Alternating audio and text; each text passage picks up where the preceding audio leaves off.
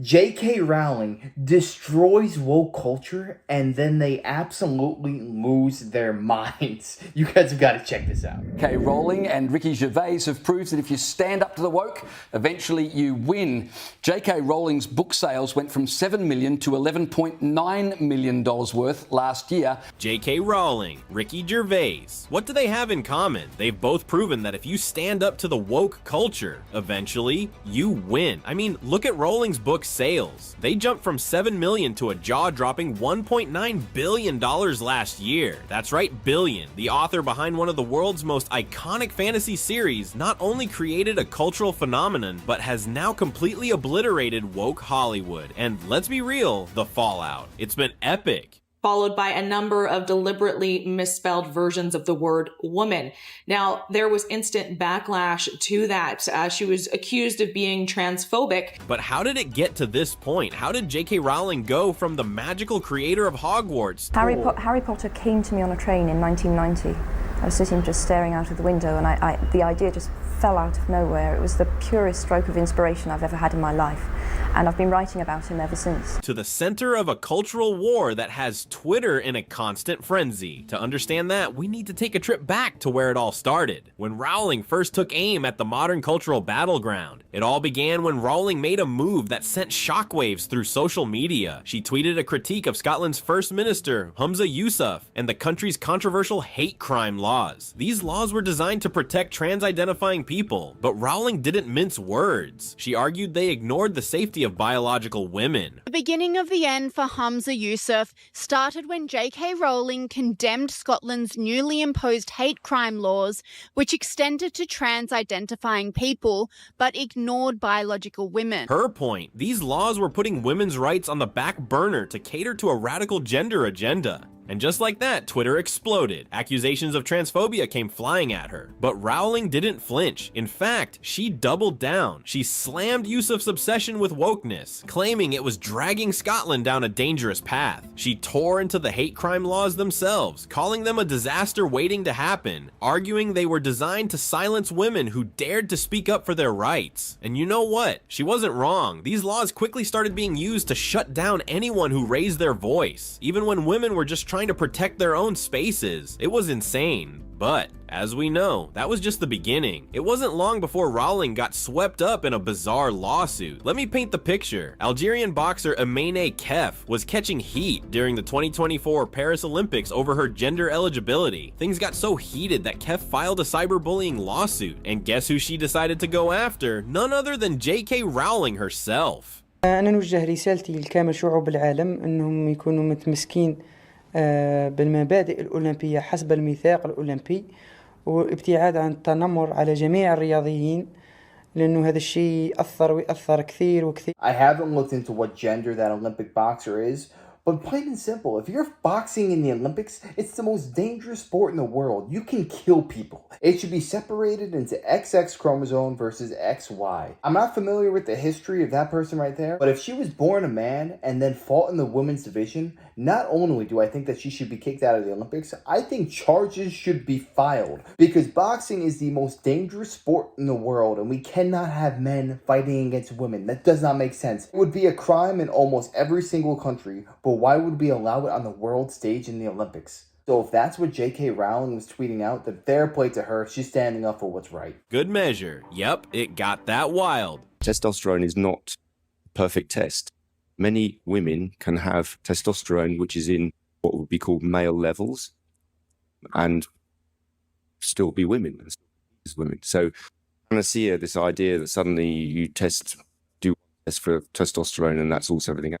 Not the case, I'm afraid. The lawsuit accused these high-profile figures of fueling online harassment against Kef. People were blowing up social media, accusing Rowling of deleting tweets and running scared. But if you think Rowling was hiding, think again. She may have gone quiet for a little bit, but when she came back swinging. She wasn't about to back down, not a chance. Instead, Rowling doubled down on her stance regarding fairness in women's sports, specifically calling out the absurdity of letting biological men compete against women. A young female boxer has just had everything she's worked and trained for snatched away because you allowed a male to get in the ring with her. You're a disgrace. Your safeguarding is a joke. And ours Paris 24 will be forever tarnished by the brutal injustice done to Karini. To her, this was an issue of basic fairness, and even though the lawsuit put her in the spotlight again, she emerged even stronger, standing firm in her belief that woke activists were trying to rewrite the rules of competition. They thought they had her cornered, but guess what? Rowling doesn't get cornered. As you can see, this is the infamous tweet from Rowling, where she claims that she would want to be a martyr for the transphobic movement, writing, "I'd happily do 2 years if the alternative is compelled speech and forced denial of the reality of the importance of Bring on the court case, I say. It'll be more fun than I've ever had on a red carpet." That is the kind of moxie that we need. Hate speech should not be a thing. You and I should have the freedom to say whatever the heck we want, and if it offends you, so be it. It offends you. Get over it. That's your problem. Society has gotten so crazy that in the UK, people are absolutely getting locked up for stating biological scientific facts. It's absolutely clown world what's happening over there. And don't even get me started on the erosion of religious rights. Imagine this. You create one of the biggest film franchises in history. You make people like Daniel Radcliffe, Emma Watson, and Eddie Redmayne household names. And then, boom, those same actors turn against you. That's exactly what happened to Rowling. Radcliffe, Watson, and Redmayne, who owe their entire careers to the Harry Potter franchise, publicly sided with woke activists against the very woman who built their fame. Radcliffe went all out, declaring, "Trans women are women." Daniel Radcliffe has admitted he hasn't spoken to J.K. Rowling in years and branded the fallout over their trans views as sad. The 34-year-old said, and even apologized to anyone hurt by Rowling's comments. I have heard this. This is something that has, come up every so often for the last few years, and every time it comes up, I'm like, that's not true. Erasing the identity and dignity of transgender people. Plus, it goes against everything that professional healthcare associations have stated. Meanwhile, Watson took to social media, throwing hashtags around in support of the transgender community. She tweeted, "Trans people are who they say they are and deserve to live their lives without being..." She went on to say, "I want my trans followers to know that I and so many other people around the world see you, respect you, and love you for who you are. Happy Pride, sending love." Redmayne wasn't far behind, claiming that Rowling was simply wrong and that trans women are unequivocally women. He was so upset that Rowling was facing criticism for her anti-transgender tweets and her 3,700-word rambling diatribe against transgender people. And how did Rowling react to this Hollywood betrayal? She went full savage mode. Rowling called out her former stars for backing a movement she believed was eroding women's rights. She wasn't about to let these actors, who had become famous because of her, use their platforms to push agendas that, in her view, undermined hard-won rights for women.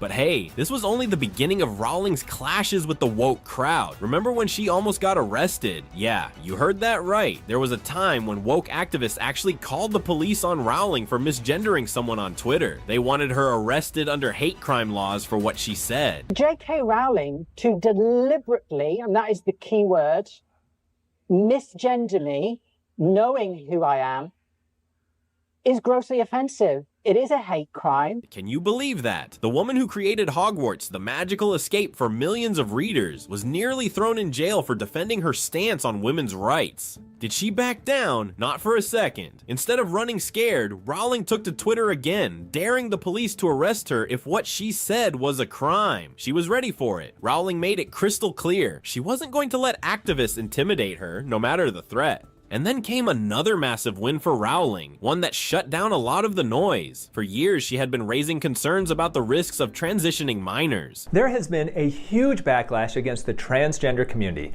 and specifically transgender social media star Dylan Mulvaney, after they got a brand deal from Bud Light. A beer is now promoting itself during March Madness, a male-oriented event, by hiring a man who says he is a woman dressed as Audrey Hepburn to sell you beer. Whether you're liberal or conservative, you probably have some strong feelings about this. She pointed out that many kids with gender dysphoria naturally grow out of it. She warned that transitioning children too quickly could have long-term consequences that we weren't fully understanding yet. Of course, the backlash was swift and brutal. Trans activists accused her of spreading hate, of being out of touch, but Rowling didn't budge. And then it happened. The NHS, the UK's National Health Service, started pulling back on puberty blockers and cross hormones for minors. Just like that, a huge part of Rowling's argument was proven right. Not knowing where to turn, she went to a gender identity clinic and started treatment including surgery, to become Quincy. 8 years on, she wants to transition back to being a woman and is suing the NHS. It's such a serious process to go down, and it's so experimental because, doctors don't even know, the outcomes of a lot of these treatments that are given out. I should have been, told to wait and not affirmed in my gender identity. After years of being labeled a transphobe, the medical community started catching up to what she had been warning about all along. Her supporters were quick to point out how vindicated she had been. This wasn't just a victory for Rowling, it was a huge moment in the conversation about children's safety and the rush to transition. For Rowling, this was never about attacking trans people, it was about protecting kids and standing up for women's rights. And in the end, she came out on top. Look, J.K. Rowling has faced lawsuits, celebrity backstabbing, police investigations, and an endless wave of online hate. Freedom of speech and belief are at the end in Scotland if the accurate description of biological is deemed criminal.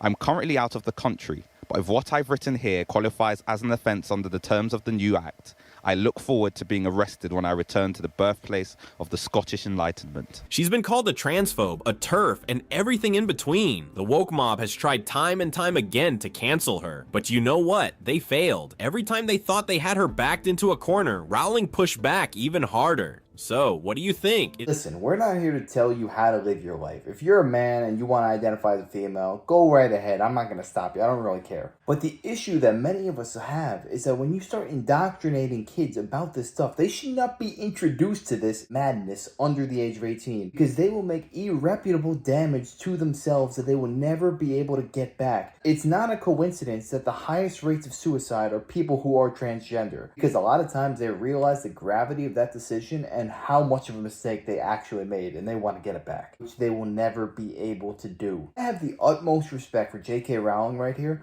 because she's putting her money where her mouth is. She is willing to spend time in prison for 2 years for stating a fact. I hope that I would have the same resolve that she has in that same situation. Because if we start telling kids that 2 + 2 is equal to 5, and we all have to go along with it, then eventually nothing will matter because there are no truths in this life anymore. And although the actors in Harry Potter and Emma Watson, they thought they were doing the right thing, but in reality, all they're doing is punishing women. Because if you mean to tell me I am whatever the heck I say I am, then start calling me a giraffe or else you're going to spend the next 2 years in prison. Does nobody understand how insane this sounds? As far as I'm concerned, the governments in UK and Scotland are absolutely failed. Hopefully this plague never reaches the United States as it has over there, because I do believe if we were to stay on this path that we're headed on right now, society and civilization is doomed forever. But yeah, let me know your thoughts on this down below. Do you think you would have the gall and the fortitude to do as she has and risk prison time in defense of the truth? Let me know. I'd love to hear that. And if you enjoyed, make sure to smash that like, comment, subscribe, and wish you guys nothing but the best. Till next time.